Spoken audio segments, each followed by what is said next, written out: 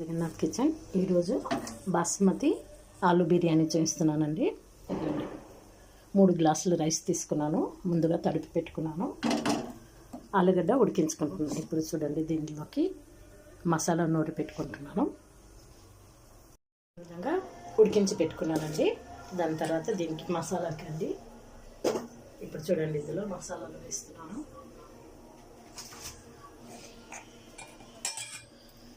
ముందుగా పసుపు అండి,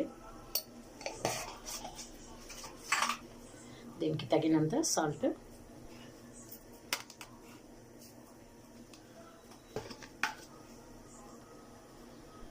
తగినంత కారం అండి,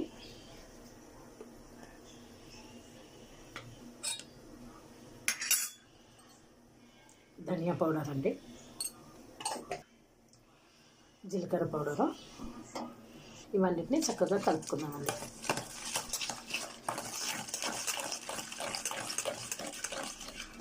ఇప్పుడు ఆయిల్ వేడైంది, మసాలాలన్నీ వేసేస్తున్నానండి. కరివేపాకు, మీరు పెట్టుకున్న పచ్చిమిర్చి, సాజీరా పౌడర్,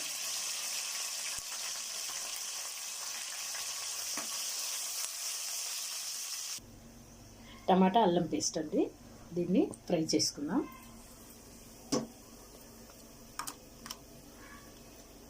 సగం ఉడికి గంజి వాటేసినాను అండి. ఇది చూడండి బాస్మతి రైస్. ఇప్పుడు చూడండి, ఇక్కడ మసాలా ఫ్రై అవుతుంది కదండి. రెడ్ కలర్ అండి మిర్చి, ఇది కొంచెం వేసేసుకుంటున్నాను.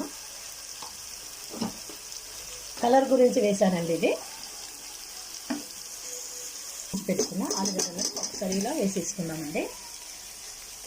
వేసేసుకుని ఒక్కసారి కలుపుకుందామండి. కొద్దిగా నీళ్లు వేసి ఉడికించుకుందామండి. మసాలా మొత్తం ఆలుగడ్డకు పట్టే విధంగా పెరుగు మిశ్రమం వేసేసుకుంటున్నామండి. ఇప్పుడు ఇందులోకి మనం రైస్ వేసేసుకుందాం. చూడండి, ఒక లేయర్గా వేసేసుకుంటానండి. ఇలా వేసేసుకొని